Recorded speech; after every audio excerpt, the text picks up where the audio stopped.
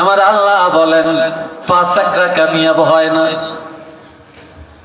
কাফেররা কামিয়াব হবে না, মুনাফিকরা কামিয়াব হবে না, সিটাররা কামিয়াব হবে না, জালেমরা কামিয়াব হবে না, ধোঁকাবাজেরা কামিয়াব হবে না।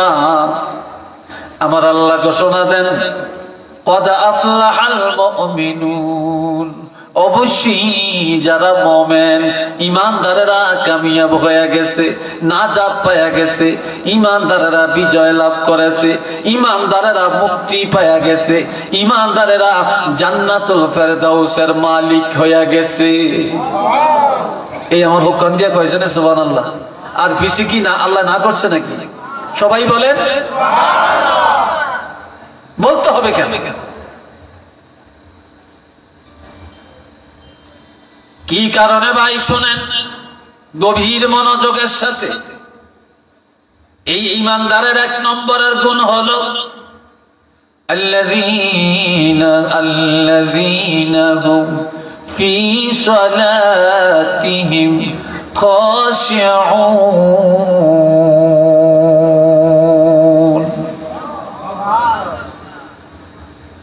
ঈমানদারেরা আল্লাহর ভয়ে নামাজ আদায় করে, ঈমানদারের নামাজের মধ্যে আল্লাহকে ভয় করে। দুনিয়ায় কেউ নামাজ আদায় করে মানুষের দেখানোর জন্য, দান করে দেখানোর জন্য, ভালো কাজ করে দেখানোর জন্য, কিন্তু ঈমানদারেরা মানুষকে দেখানোর জন্য কোনো আমল করে না। ঈমানদারেরা যখন যা করে আল্লাহর জন্য করে। আর ঈমানদারেরা মানুষকে দেখানোর জন্য নামাজ পড়ে না। ঈমানদারেরা নামাজের মধ্যে আমার আল্লাহকে ভয় করে, যার কারণে তাদের নামাজ সুন্দর হয়, তাদের সিজদা সুন্দর হয়, তাদের রুকু সুন্দর হয়, তাদের কেরাত সুন্দর হয়, তাদের নামাজে অন্য মনস্কতা থাকে না, কায়ে মনোবাক্যে আল্লাহর সামনে দাঁড়ায় নামাজ আদায় করে। উচ্চ আওয়াজে বলবো সুবহানাল্লাহ।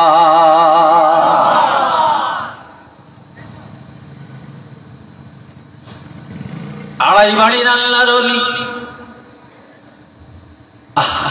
আমি আড়াই বাড়ির মরহুম হিসাব এই বর্তমান বিশ্বের আব্বা, ওনার সাথে আমি অনেক প্রোগ্রাম করেছি, বড় বুজুর্গ ছিলেন। আল্লাহু আকবার। সোনাকান্দার আল্লামা শামসুল হুদা রহমতুল্লাহ আলাইহি, আব্দুর রহমান হানাফি রহমতুল্লাহ আলাইহি কত বড় আল্লাহর ওলি ছিলেন। পুরপুরার আবু বকর সিদ্দিক রহমতুল্লাহ আলাইহি, সরসিনার নেসারউদ্দিন রহমতুল্লাহ আলাইহি, কুমিল্লার হাতেম আলী বুগদাদি রহমতুল্লাহ আলাইহি, এরা কত বড় মাকবুল আল্লাহর ওলি ছিলেন রে বাবা। এই আড়াই বাড়ি বলেন, সোনাকান্দা বলেন, সরসিনা বলেন, পুরপুরা বলেন, ওনাদের একজন পীর ছিলেন, জাত থেকে এই সিলসিলা আসছে, সুফি ফতে আলী ওয়াইসি রহমতুল্লাহ আলাইহি। তিনি বড় আলেম না, তিনি বড় মুফতি না, তিনি বড় মুফাসসির না, তিনি বড় মুহাদ্দিস না, কিন্তু তিনি একজন পাক্কা মুত্তাকিন, একজন পাক্কা আল্লাহর ওলি, একজন খাঁটি ঈমানদার ছিলেন। একটু চিল্লে বলেন না সুবহানাল্লাহ।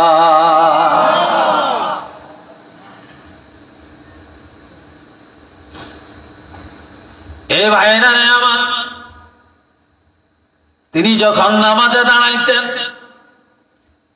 সিজদার মধ্যে যায় তিনি নিয়ত মনে মনে নিয়ত করেন, হায় রে আমি তো আমার আল্লাহর কুদরতি কদমে সিজদা দিলাম, আমি যদি আল্লাহর বাড়ি বাইতুল্লাহ যাইতে পারতাম। তিনি যখন বসে বসে দুরূদ শরীফ পড়েন তাহিয়ার মধ্যে, তখন চিন্তা করেন আমি যদি মদিনায় বাকি জীবনটা রাসূলের দরবারে কাটাতে পারতাম। তখন এই সুফি ফতে আলী ওয়াইসি তিনি হজ করার জন্য মক্কা শরীফ গেলেন। হজ করার পরে দলীয় লোকেরা মদিনায় যাবে, গাটুরি গোল করে সব রেডি হয়ে গেল।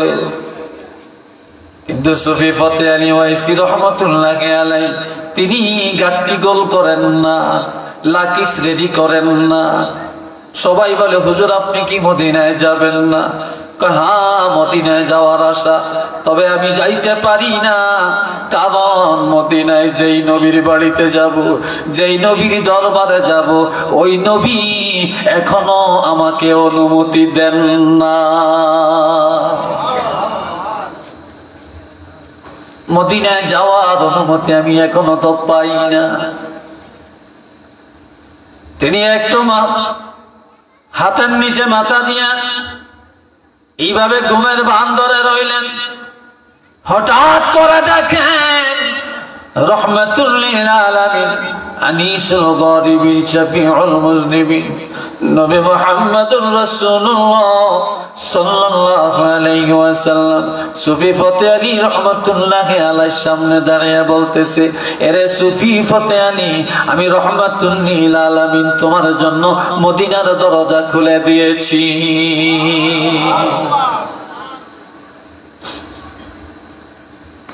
অনুমতি পায়া রওনা করলেন। নবী রওজা পাকের কাছে দাঁড়িয়ে সালাম দেন। রওজা পাকের কাছে দাঁড়িয়ে বলেন, ইয়া রাসূলুল্লাহ আপনি আমাকে অনুমতি দেন, আমার বাকি জীবনটা মদিনা মুনাওয়ারায় কাটাই।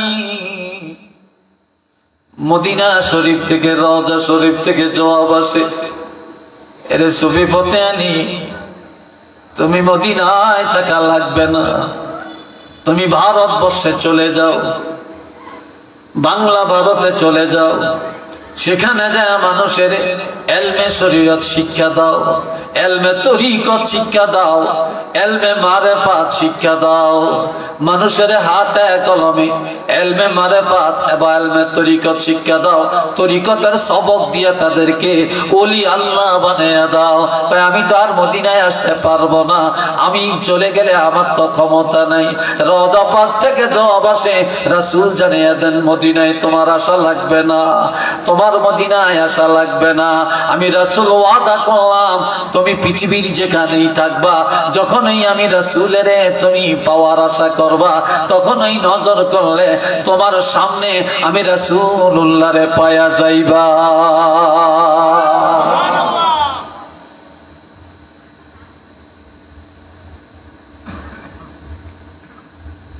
নামাজের মধ্যে যখন তিনি এই নিয়ত করেন, কেমন খুশু খুজুর নামাজ ছিল সেটা, কেমন ধৈর্যের নামাজ ছিল। বাবা জিনারে আমার, الذين هم في صلاتهم خاشعون।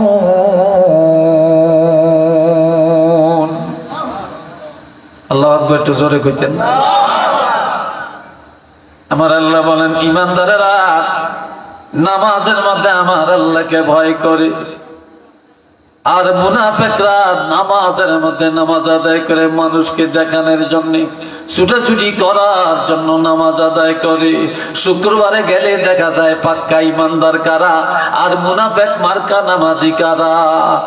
2 রাকাত নামাজের পরে সালাম ফিরাইয়া ইমাম সাহেব দোয়াটা করার সাথে সাথে মসজিদ খালি করে সুন্নত না পড়ে যারা বের হয়ে যায় তারা নামাজি না, তারা নামাজি নামক মুনাফিক, তারা নামাজি নামক মুনাফিক। আর যারা ঈমানদার তারা আগেও সুন্নত পড়ে, পরেও সুন্নত পড়ে, আগে মসজিদে যায়, সবাই শেষে বের হয়। আর মুনাফিকেরা মসজিদে গেলে পাগল হয়ে যায়, কতক্ষণ বাহিরে যাবে।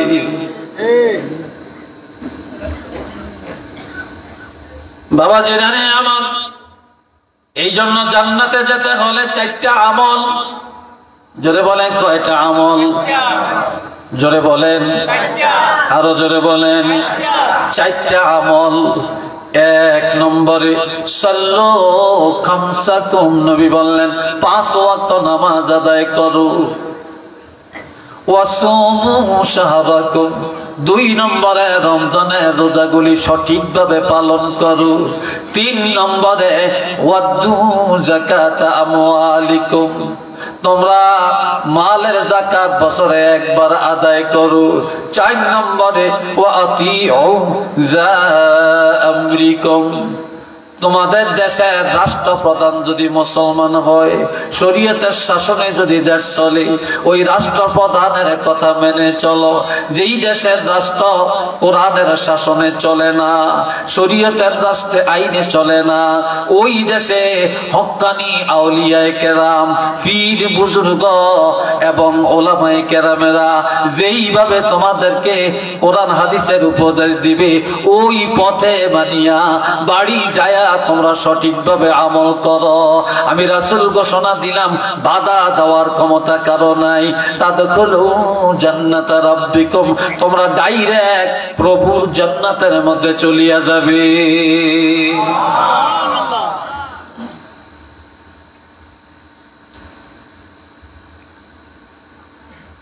এ বাবাজি আমার, আল্লাহ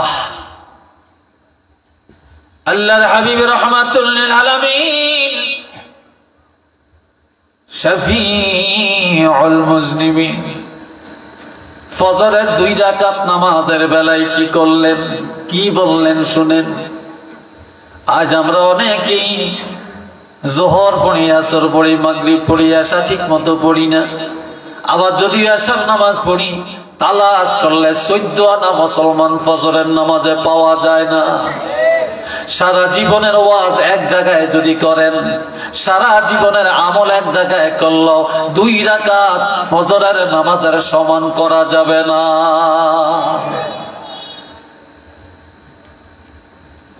আমার প্রাণের ভাইরা, আমার প্রাণের নবী রাহমাতুল লিল আলামিন সাইয়্যিদুল মুরসালিন ইমামুল মুরসালিন বললেন, যে ব্যক্তি 5 ওয়াক্ত নামাজ আদায় করবে আর ফজরের নামাজ আযানের সাথে সাথে ঘুম থেকে জেগে পবিত্রতা অর্জন করে নামাজে দাঁড়িয়ে যাবে, আমি রাসূল ওয়াদা করলাম কিয়ামতের ময়দানে মুসিবতের দিনে আমার ওই উম্মত গুলাকে আমি হাতে ধরে ধরে জান্নাতে টেনে টেনে পুষাইয়া দিব। এটা মারহাবা কর।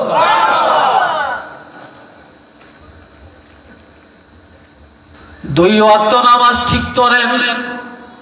কয় ওয়াক্ত? চিল্লিয়ে বলেন। 3 ওয়াক্তের কথা বললাম না, 2 ওয়াক্ত ঠিক করেন, বাকি 3 ওয়াক্ত সহজ। বাকি 3 ওয়াক্ত সহজ, 2 ওয়াক্ত ঠিক করেন। আকিমিস সালাতা লিদুলুকিশ শামসি ইলা ওয়াসাকিল লাইলি ওয়া কুরআনাল ফাজর ইন্না কুরআনাল ফাজরি কানা মাশহুদা।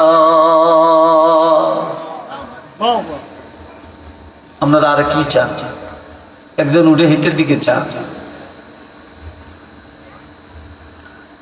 আমি সরি ভরি কইতে পারি না, তালেবালি কইতে পারি না, তারে তারে পারি না, গজল মজল পারি না। আবার পারি না যে তা না, এটি ওয়াজের মধ্যে, এটা আমি অভ্যস্ত না। কথা বুঝছেন? এ ভাইরা, আমার আল্লাহ বলেন, সূর্য যখন পশ্চিম আকাশের মধ্যে ডুলে যায় তখন আসরের নামাজ কায়েম করো। ইলা ওয়াসাকিল লাইল, রাত্রের কঠিন অন্ধকার আসা পর্যন্ত, এর অর্থ মাগরিব আর এশার নামাজ। ওয়া কুরআনাল ফাজর, যখন ফজরের সময় হয় মুয়াজ্জিন আযান দেয়, ঘুম থেকে জাগিয়া ফজরের নামাজে দাঁড়াইয়া যাও, ইমামের পিছনে দাঁড়াইয়া দাঁড়াইয়া ফজরের কেরাত শুনো। ইন্না কুরআনাল ফাজরি কানা মাশহুদা, যখন ফজরের নামাজে দাঁড়িয়ে যাইবা জানিয়া রাখো আল্লাহ পাকের লক্ষ লক্ষ রহমতের ফেরেশতারা ফজরের নামাজের মধ্যে সাক্ষী হইয়া যাবে।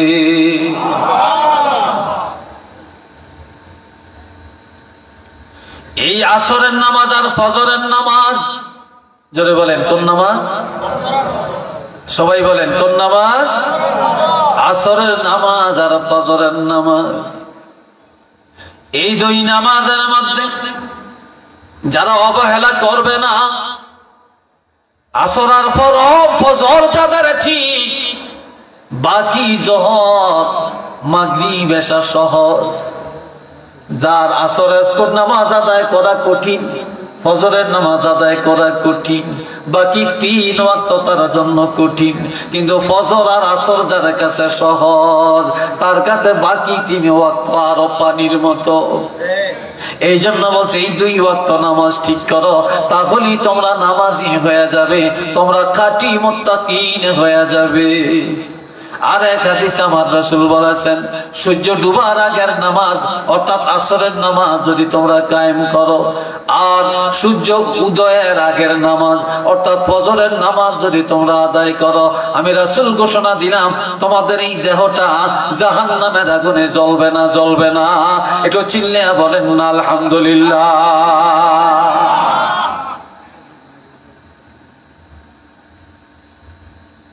আমার বাবাজিরা,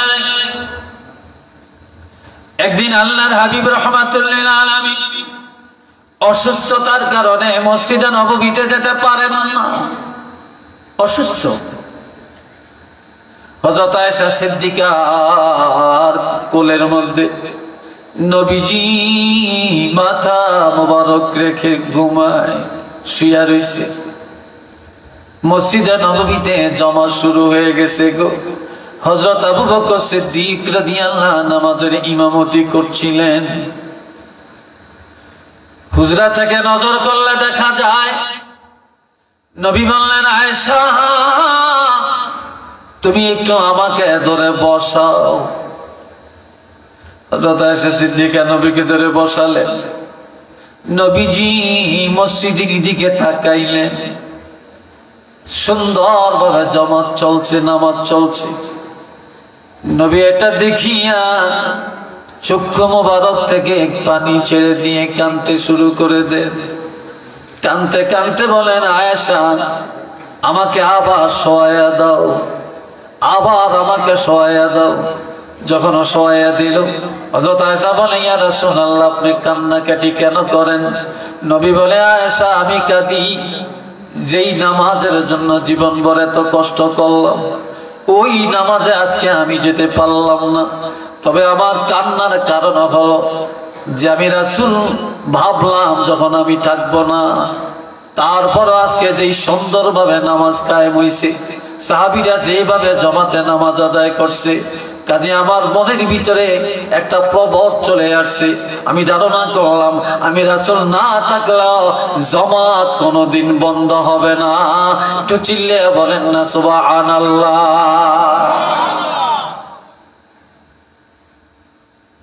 এটা মুমিনের 1 নম্বরের কোয়ালিটি। 2 নম্বরে والذين هم عن اللغو معرضون।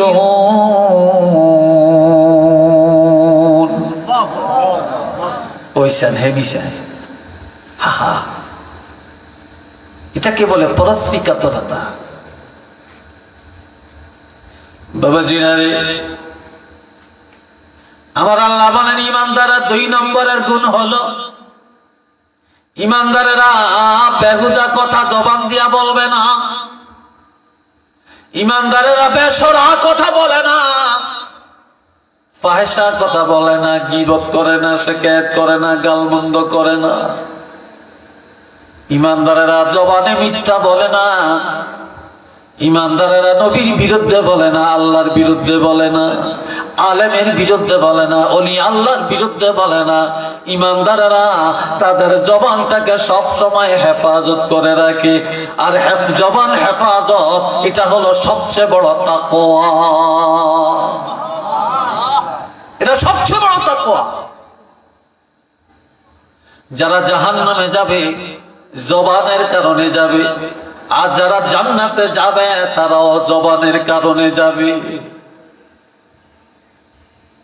বাবাজি জানে আমার 3 নম্বর তিন ওয়াল্লাযীনা হুম লিয-যাকাতি ফাঈলুন।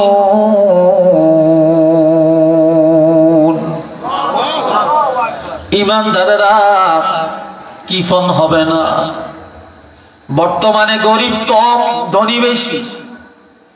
আর যারা গরিব ছিল তারা আজকে সবচেয়ে বড় ধনী। শহর বন্দর, গ্রামের গরিবেরা জায়গা কিনে বাড়ি করে অট্টালিকায় বাস করে। কেউ কোনোদিন ধারণা করতে পারে না তারা এত বড় লোক হবে। যারা যাকাত খাইতেন তারা আজকে যাকাত দেওয়ার উপযুক্ত, কিন্তু যাকাত দেয় না। যদিও দেয় হিসাব করে দেয় না। আর যাকাত দিলে অনেকে মনে করে সম্পদ কমে যাবে।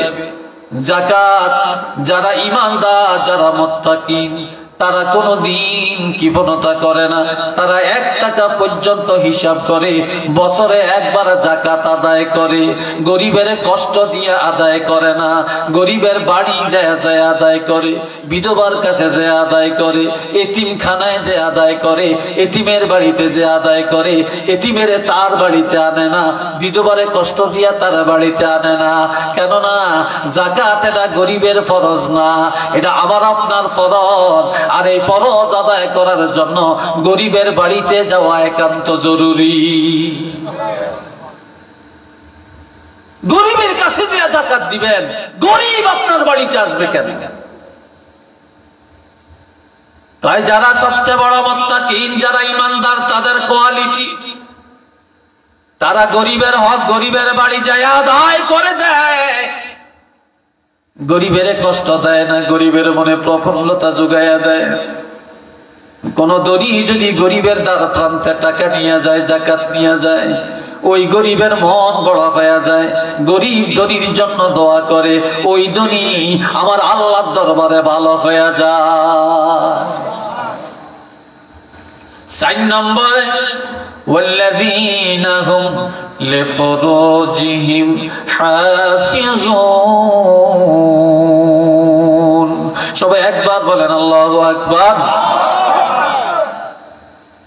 আর ঈমানদারের কোয়ালিটি, ঈমানদারেরা লজ্জাস্থানের হেফাজত করে। আজ ঘরে ঘরে জিনা, পাড়ায় পাড়ায় জিনা। ওয়াজ কেন ধরে না? ইমাম সাহেবের কথা কেন আমলে আসে না? জুমার নামাজে খতিব সাহেব যা আলোচনা করেন, এই আলোচনা আমল করলে আর কোন বক্তার ওয়াজ শোনার প্রয়োজন হয় না, কিন্তু আমল নাই। এরপরে এত গজব কেন? এত অশান্তি কেন? এত মারামারি কেন? এত মামলা কেন?